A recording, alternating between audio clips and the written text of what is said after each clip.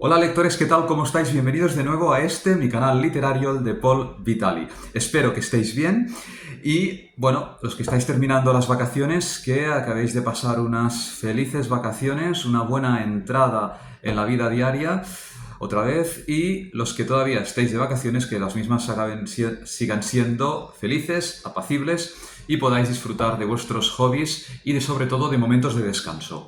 Bueno, y hoy como os dije, que por cierto, la semana que viene ya os aviso que nos vamos a Francia, al país vecino.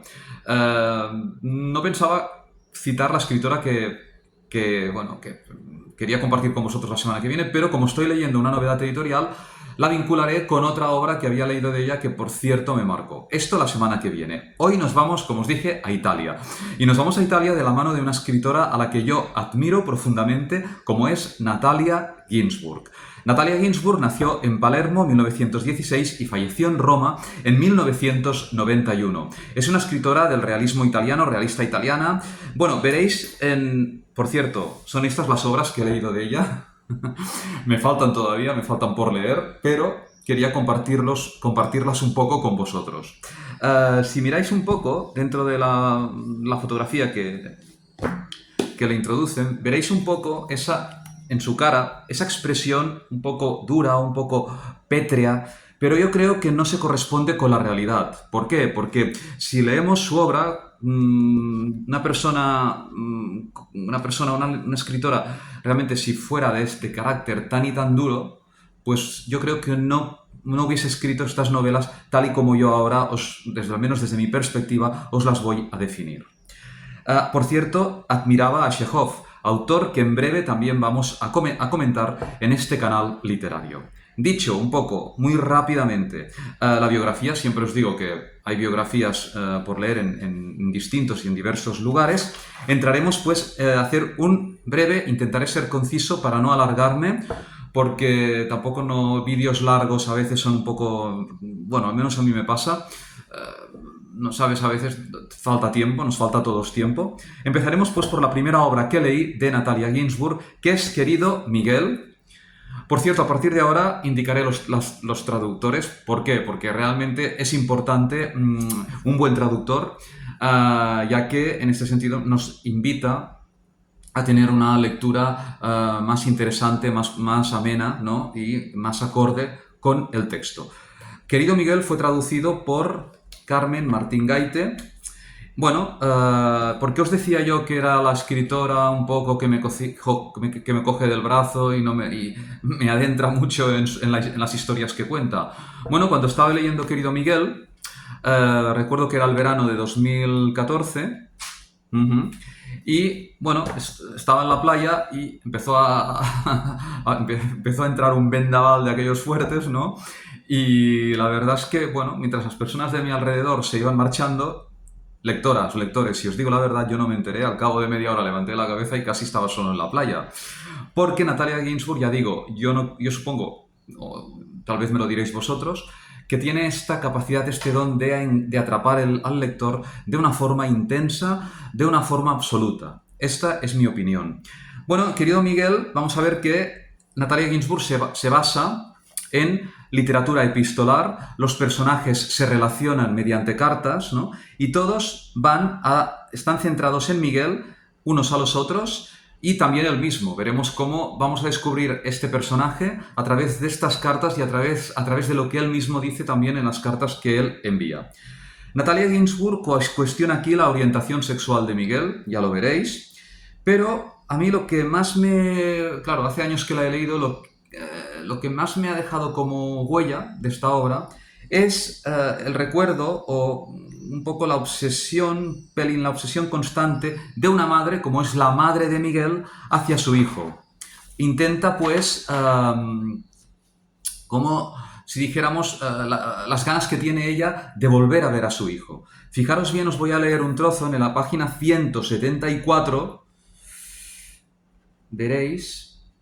Siempre salto algunos párrafos, ¿eh? Dice, la madre le dice en una carta enviada, querido Miguel, envía esta carta la madre a su hijo. Y le dice aquí, aquel tapiz de Cerdeña debiste encontrarlo por fin y llevártelo, porque yo por aquí no lo veo. Si me acuerdo, seguramente es porque lo siento vinculado a la última vez que te vi.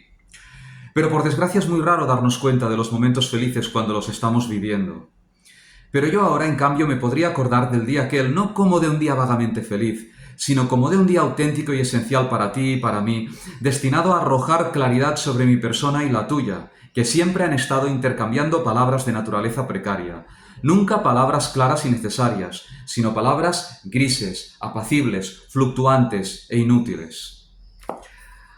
Y es que Natalia Ginzburg explica y explora temas como el tiempo, la nostalgia, la felicidad efímera, expresada de una forma sutil, pero que abriga la esperanza del recuerdo humano. Pasamos a otra obra corta, traducida aquí por Andrés Barba, que por cierto, las traducciones que he leído del señor Andrés Barba son magníficas, están muy bien también, son excelentes, no es necesario decir que las de Carmen Martín Gaite también. Bueno, aquí Valentino explora también muy bien, Natalia Ginzburg, las relaciones personales, las relaciones humanas, tal y como indica el título de la obra. El protagonista es Valentino, un chico vago, narcisista, sin determinado rumbo en la vida. Pasamos, pues, a La ciudad y la casa. Natalia Ginzburg, en La ciudad y la casa, vuelve aquí a la literatura epistolar. Los personajes se relacionan entre ellos mediante cartas y están muy bien vinculados. Y bueno, aquí destacaré, un poco para ir, no quiero tampoco hacer un vídeo extenso, porque vosotros mismos podéis elegir o no las novelas de Natalia Ginzburg, las que os apetezcan. Dice, por ejemplo, Natalia Ginzburg, aquí me quedó muy grabado este sentido del humor que en un momento determinado también lo sabe escribir bien, lo sabe plasmar bien, como cuando dice, veis, las cartas, está muy bien porque aquí dice, de Piero a Giuseppe, una carta. Otra carta, por ejemplo, de Roberta a Giuseppe. Todas las cartas pues van explicándonos la historia, de Giuseppe a Albina. Bueno, en esta carta en concreto nos dice, todos te echamos mucho de menos y recordamos cuando nos leías los diálogos de Platón.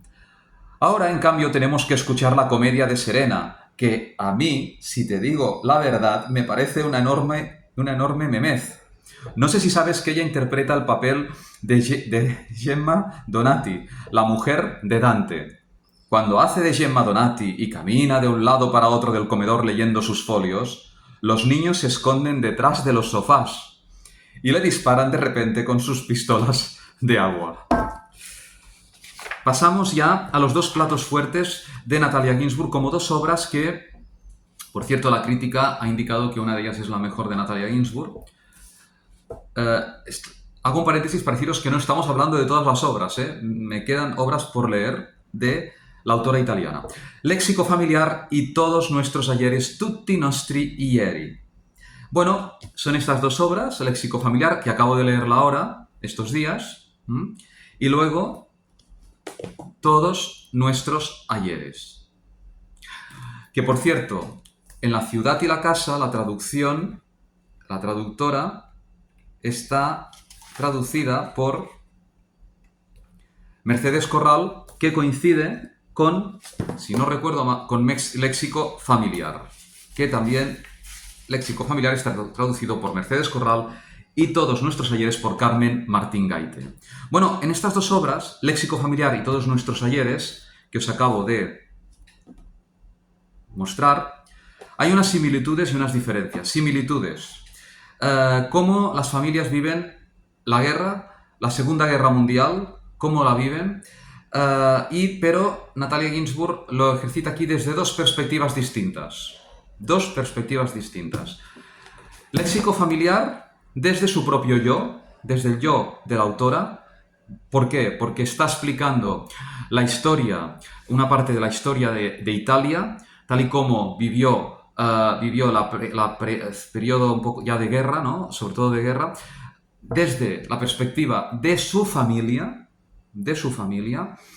Por tanto, incluso la autora nos lo dice que es una historia basada en hechos reales.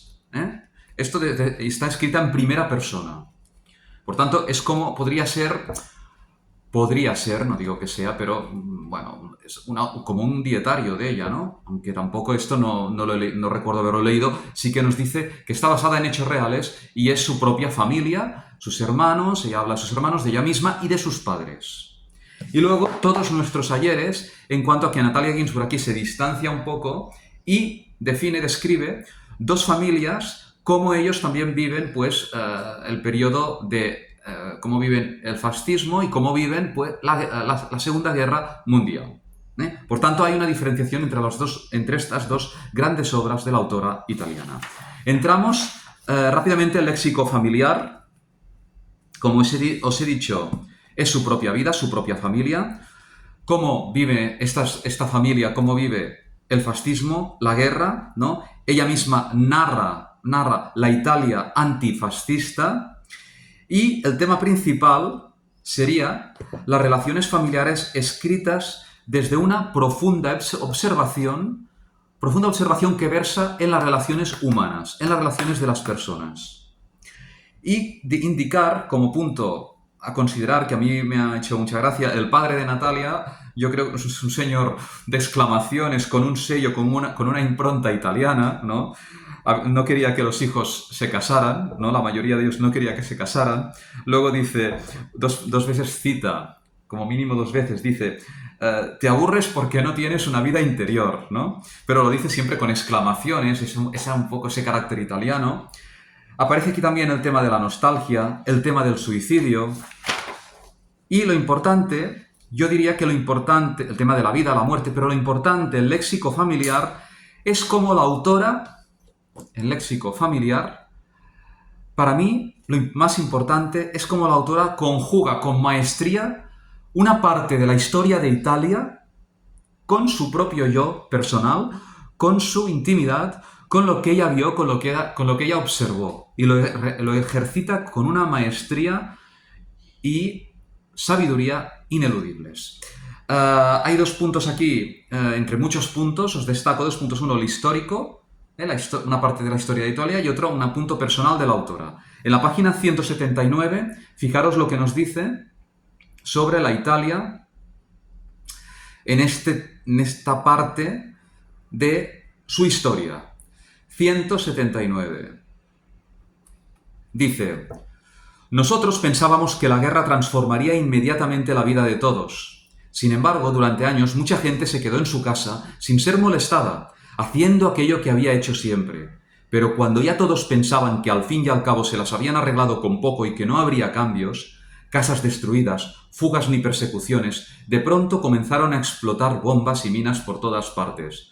Las casas se derrumbaron y las calles se llenaron de escombros, de soldados y de prófugos. Ya no había nadie que, haciendo como que no pasaba nada, pudiera cerrar los ojos, taparse los oídos y esconder la cabeza debajo de la almohada.